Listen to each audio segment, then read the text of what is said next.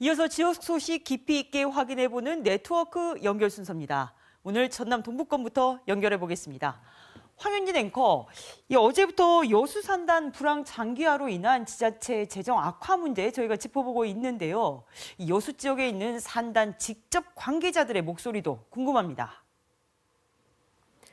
네, 여수 산업단지 내 석유화학업계 불황이 장기화되면서 여수시의 재정 악화가 심각해지고 기업들은 자구책 마련에 힘쓴다는 소식 어제 전해드렸는데요.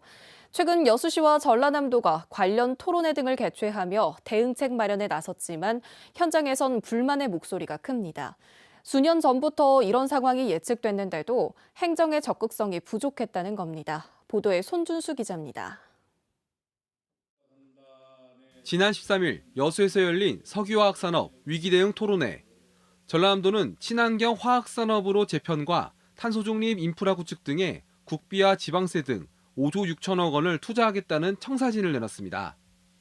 하지만 여수산단 석유화학업계의 불황이 2년 넘게 이어지고 있는 상황에서 뒤늦은 대응이란 지적이 많습니다. 특히 이번 대책이 중장기적 계획에만 집중하면서 당장 급한 불을 끌 수 있는 구체적 대안은 부족하다고 토로합니다. 이 당장의 1년, 2년의 위기 파고를 넘어야 되는 부분이 있으니까 좀 빠른 그 효과를 볼 수 있는, 말하자면 규제 완화 부분에서라든가. 또 전남도 투자 계획이 대부분 대기업 중심으로 짜여지면서 여수산단의 90%를 차지하고 있는 대기업 협력업체나 중소기업에서는 볼멘 소리가 터져나오고 있습니다. 컨트롤타워 부재도 문제입니다. 여수 국가산업단지가 전남 제조업 생산액의 80%를 차지할 만큼 핵심적인 역할을 하고 있는 상황. 이들의 목소리를 들어줄 전남도의 조직은 여수산단에 상주하고 있지 않습니다. 전담 조직 필요성도 제기됩니다. 화학산업 특성상 신속한 위기 대응 필요성은 물론 친환경 산단 조성과 부지 확보 등 광역단체 차원에서 특성화된 행정 지원이 필요하다는 겁니다. 여수 산단 인근에 도 차원의 위기 대응팀을 신설하고 상주시켜서 기업들의 애로점을 수시로 수렴하고 정부에 전달하고 실행하는 플랫폼 시스템을 구축해야 된다고 생각합니다. 전라남도는 석유화학 위기 대응을 위한 인력을 확충할 계획이지만 전담팀 구성과 관련 조직 개편에는 뚜렷한 답을 내놓지 못하고 있습니다. KBS 뉴스 손준수입니다. 순천만 습지와 국가정원 방문객이 400만 명에 육박했습니다. 순천시는 올해 들어 지난주까지 순천만 국가정원과 순천만 습지 방문객이 396만 명을 넘었고 수입금은 100억 원 이상이라고 밝혔습니다.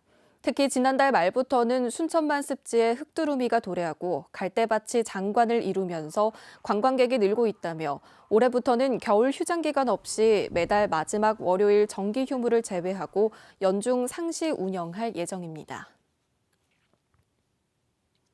광양시가 2차 전지와 수소, 로봇 관련 유망 창업기업 발굴에 나섭니다.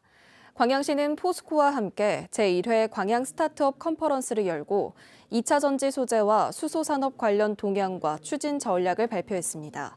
또 이번 행사는 포스코 그룹사와 투자사 등이 참여하는 스타트업 업체 투자 상담과 지역 창업 활성화 방안에 대한 토크 콘서트는 물론 2차 전지 소재와 수소, 로봇 산업 관련 전시와 전국 학생 로봇 아이디어 경진대회도 함께 열렸습니다. 광양 지역 기업들의 고향사랑 기부 참여가 이어지고 있습니다. 광양시는 지역 운수업체인 광양교통의 전 직원 125명이 고향사랑 기부제에 동참하기로 하면서 순천에 거주하는 광양교통 직원 60명은 광양시에 600만 원을 기부하고 광양 거주 직원 65명은 순천 지역 운수업체 동신교통과의 상호 기부를 통해 순천시에 650만 원을 전달한다고 밝혔습니다. 앞서 광양과 포항제철소 파트너사들도 상호 기부로 고향사랑 기부에 동참했습니다. 지금까지 순천에서 전해드렸습니다.